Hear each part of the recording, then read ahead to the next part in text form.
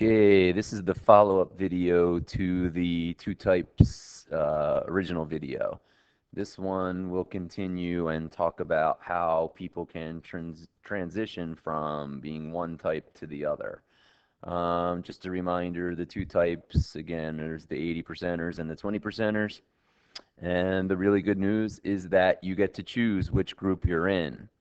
And it doesn't matter, anything in the past doesn't matter.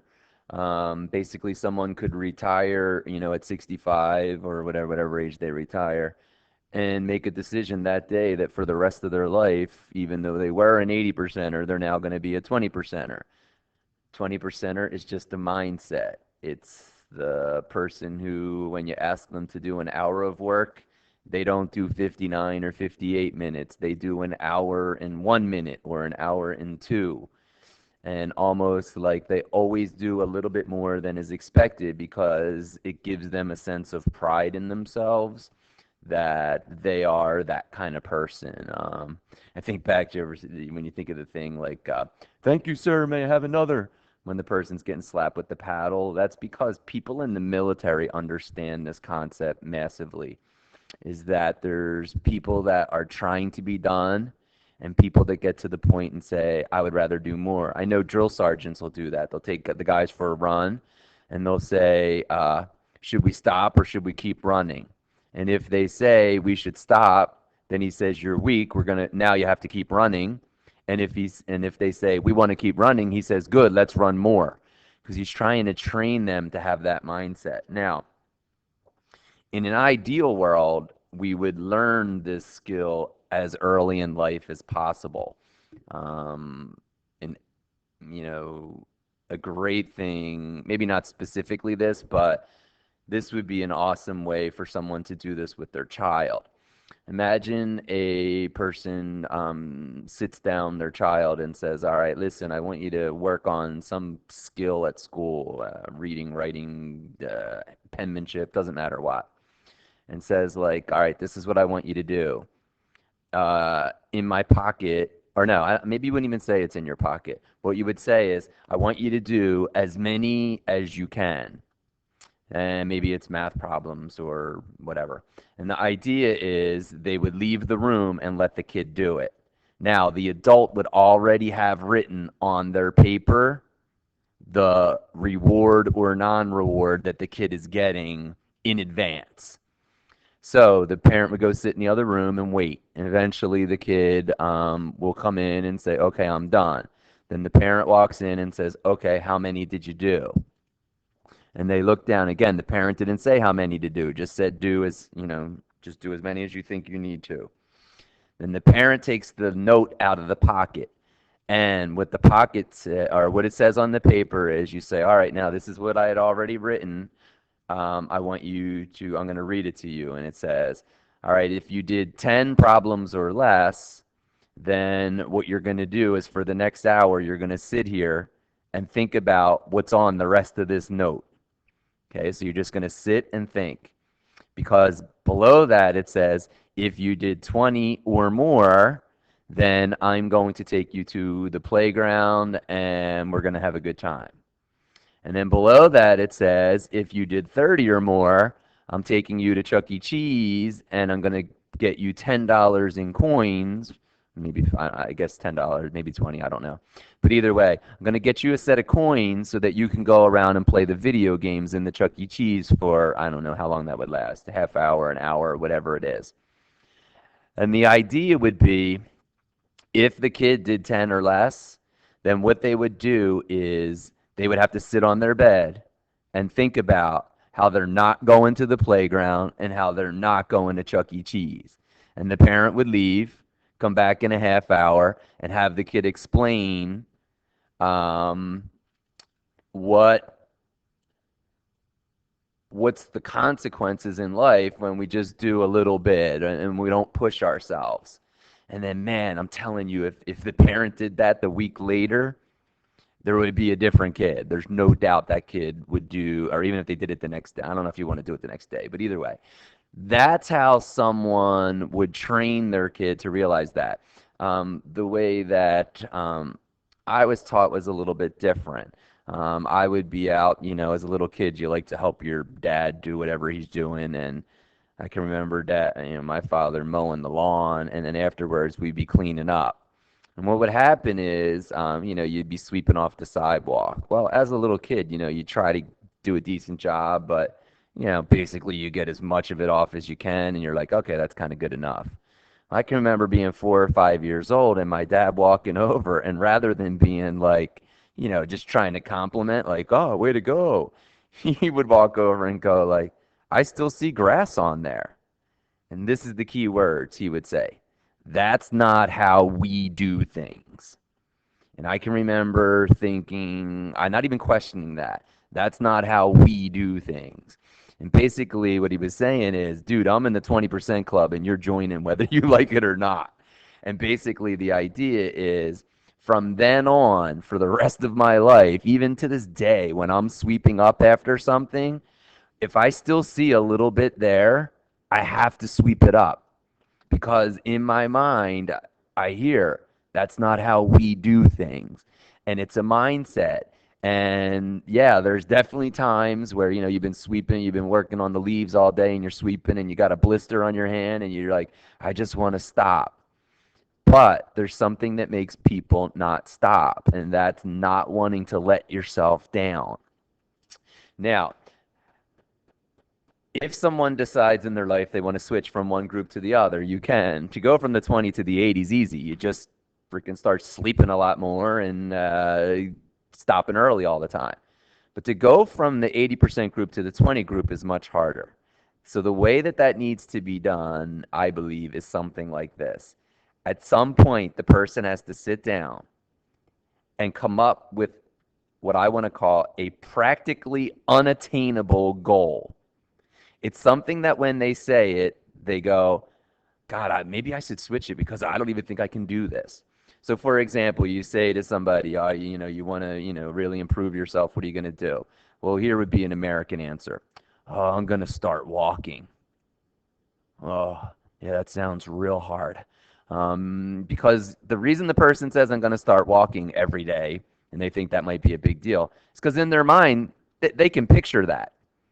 Maybe someone else says, oh, I'm going to start running. Okay. But again, in their mind, they can almost see themselves doing that. Now, what a 20%er would do is say, in 3 months, I'm going to run a 5K. Right now, I can't run 5 steps. But in 3 months, I'm going to run a 5K. So what would I have to do that? And instantly your brain goes into, holy crap, I'm going to have to start running every other day. I'm going to have to, man, I have to probably even start watching what I'm eating a little bit because that will help. I'm going to have to make sure I get a good night's sleep. And then what they're going to do is figure out what they would have to do. Okay, I'm going to have to be running 3 miles by this long and 1 mile by this point. So the first time they're out running, what's going to happen is, when they get to the point where they're like, oh, I'm tired, I want to stop. That's what's so cool about running. It's 100% psychological. You could always take one more step. And that's how people have to think of it, is just one more step, 10 more steps. I'm just going to do 10 more and then I'm done. Okay, I'm going to do 10 more and I'm going to do it. But that's not what people do. Generally, they want to quit. So you have to set a goal that's practically on the table, even unattainable. 5K in 3 months isn't even, I guess that's asking a little. I mean, a half marathon in 6 months, that's 12 miles. It has to be something that when you think it, you're like, oh my God, I can't do that. Yeah, now you thought of it. Because if you can force yourself to attain that goal, then you will know at least once in your life, I have been that kind of person. And then once you become that kind of person, you never want to leave. But the goal has to make you cringe. Um, I'll talk about more of them later. This reminds me of a TV show on MTV that really, really epitomizes this idea. There's a TV show called I Used to Be Fat, and the idea is they take these kids, they're like usually like teenagers getting ready to go to college, and pretty much all through high school they've been heavy. So what they do is they say, MTV sends this trainer guy to their house. It's either a man or a woman, and they show up and they're like, all right, for the next 90 days, I'm going to help you every day, and we're going to do blah, blah, blah, blah, blah. And of course, the kid is always very excited. Oh, yeah, I've been so unhappy. I don't have a girlfriend. I don't have all this, I don't get to go to the cool parties, blah, blah, blah. And they're like, I really want to do this. So the trainer is usually somebody that's a real health nut, workout fanatic. So they're like, all right, man. So here's what we're gonna do. We have to make a pact that you're gonna tell me this, man. What would you be willing to do to be the kind of person that got to go to the cool parties and got to feel good about yourself and got to have a girlfriend and all that kind of stuff or a boyfriend? And the person's like, man, I would do anything. I would do anything to have that. And then the guy takes them out, and what they do is they go for like generally like something like a slow jog, but for like a mile or two. And of course, this person is completely out of shape. So they take, they get like one block and they start crying, and basically they get about a block and they stop and they're panting and they say, I can't do it. There's no way. And the other person's like, come on, man, just start walking and then we'll keep running a little bit more. And they're like, no, man, I just can't do it. This is not for me. And the trainer looks at them and says, dude, 10 minutes ago you said you would be willing to do anything. And we haven't even been 10 minutes and you're already giving up. And that's what happens when a person has. And then the great thing about the show is you can watch all the episodes on the internet. Is that person pushes that person, and basically they end up doing it. And man, every time the people lose like 150, it's amazing, and they get into tremendous shape. Like they're like in the beginning they can't even run, a city block, and by the end they're running 3 miles and they're going to the gym. But it's a constant battle because that person has lived a life of saying, "Oh, I'm tired. I want to give up." But the nice thing is they have this guy who kind of gets in their face and gives them a kick when they need it and gives them encouragement when they need it. Now, the pictures on this screen are kind of related to this. There's this thing, it's called the Tough Mudder. I guess it's a play on the words Tough Mother. And the idea is they hold these all over the place. I know they hold one over near Mountain Creek near me. And basically, they hold these events, and people go out and they do all this ridiculous stuff. Like you start running, you go up a hill, down a hill, and you jump over some logs. Then you crawl through the mud. The picture up on the right is them crawling through the mud. Then they have to run through these swamps together, and sometimes they have to help each other. And some people, there's harder versions, and like there's like the medium level, and then there's like the nut level. And basically, people do that. But if you look at the picture on the bottom right, that's the guys after a Tough Mudder. Like I've never met any of them, but I have a feeling they're in the 20% club. They are people that push themselves, and if you look at their face, that's a feeling that you would never give up. If you had that feeling of I did it, people would never give that feeling up because it's such a good feeling. So the goal has to be something difficult. It doesn't even have to be physical. I mean, here's another example. Maybe somebody's worried about paying off, I don't know, something is trying to earn extra money, right? So on the internet, they have these jobs where basically you can earn like $10 an hour to do all this kind of crazy stuff where you're like doing these surveys and all this different nonsense. It says earn $10 an hour, blah, blah, blah. Well, the typical American watches about 2, 3 hours of TV a night. If someone else could set a goal and say, I'm going to take those 2 hours that I pretty much waste every night, and what I'm going to do is do that. Well, if somebody did that for $10 an hour, 2 hours a night, that's $20 a day, 365 days a year. If they actually did it, that's $7,300. Somebody did that, they could put a real dent in any kind of problem that they had. What's another one? If somebody's got a job and they knew that if they got some kind of degree that they could get a promotion. It's the same thing. If somebody devoted the time, it would be hard, but the reward is there and it's definitely doable. So, in the end, people have to pick their own goal. It's got to be something that when you think of it, it makes you cringe. You're like, I don't think I can do that. Because if you can push yourself to do that, then for the rest of your life, you can draw on that experience and say, maybe I used to be one kind of person, but man, at least once in my life, I proved I can be that kind of person. And it gives you the hope. And then eventually, that becomes a self-fulfilling prophecy. Have to stop before 15 minutes.